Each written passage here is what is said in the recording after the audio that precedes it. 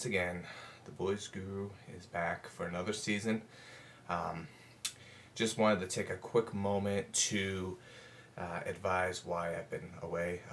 As you can see, there's a little different setup here, and it just hasn't quite been what I would like. It's just time, and it's just been a lot of issues. Some would say excuses.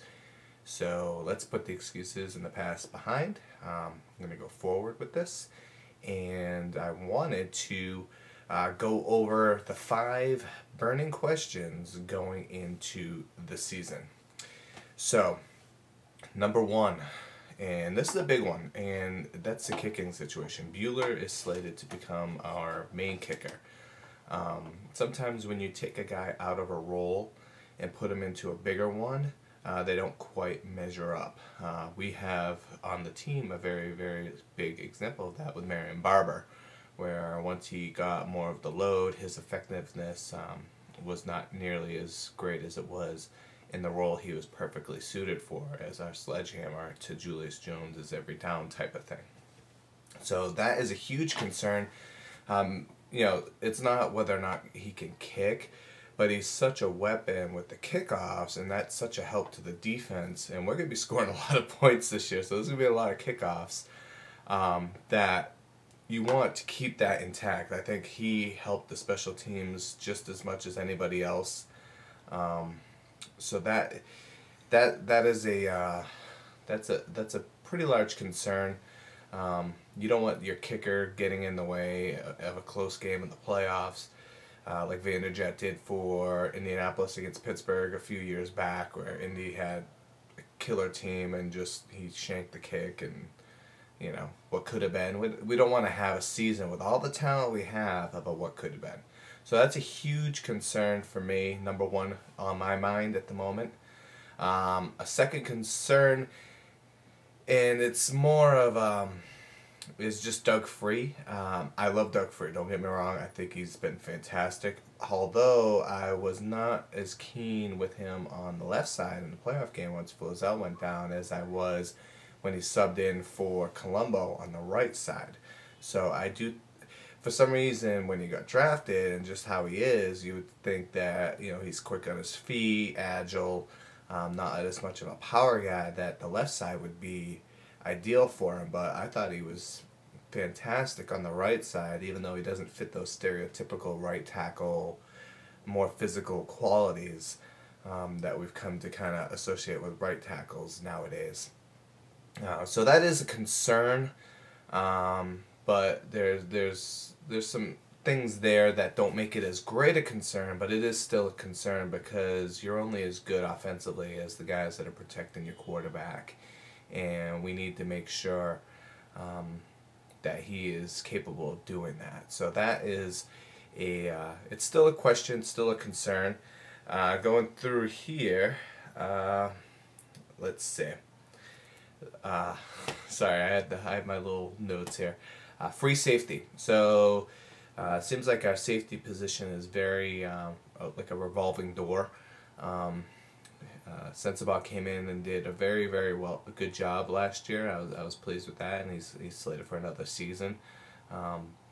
So can Alan Ball hold up? When we drafted him and whatnot, the concern was his size. Was he big enough to hold up?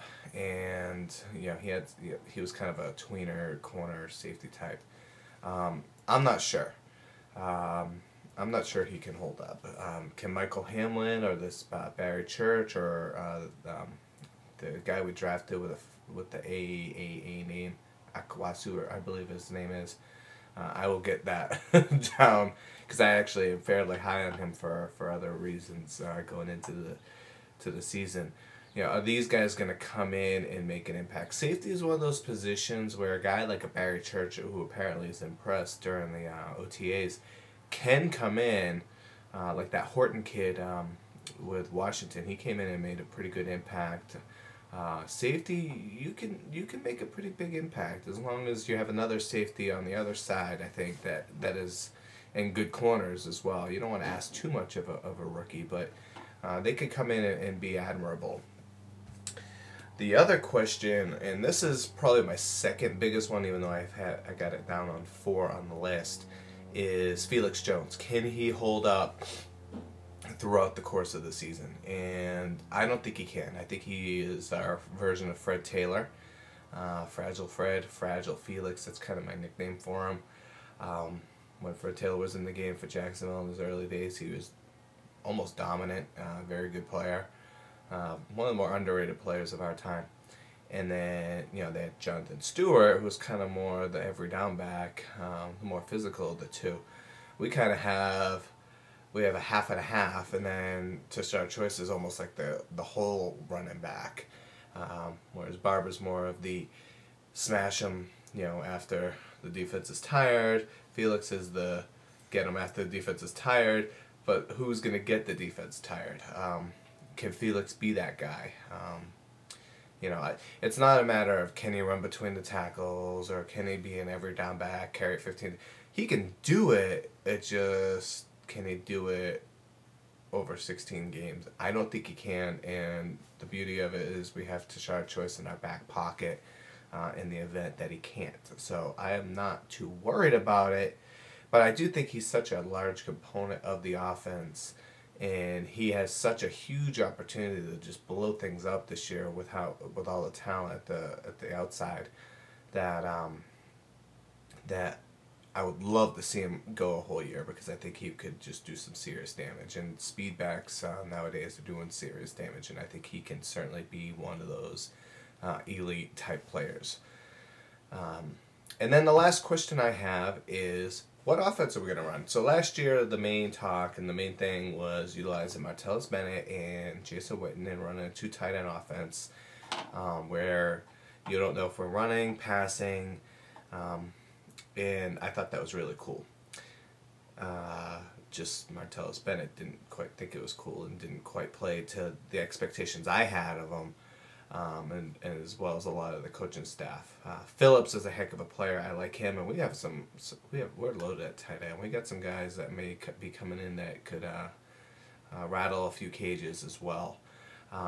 So that's the biggest thing. During the OTAs, we're going with the 3 wides with Miles Austin in the slot, which is just mismatch city, and I'm just giddy thinking about what this offense is going to be able to do. Only got a couple more minutes on this. I also wanted to let you know that as passionate as I am about the Dallas Cowboys, I'm very passionate as well about fantasy football. I am actually going to take a stab at doing YouTube videos in reference to that, as well as a blog in reference to that. And so that URL will be Fantasy Football Maestro.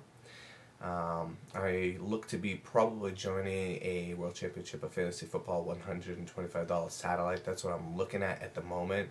If anyone's interested in perhaps setting up a 12-team league, fellow Cowboy fans or non-Cowboy fans, if you're out there, haters, bring it on.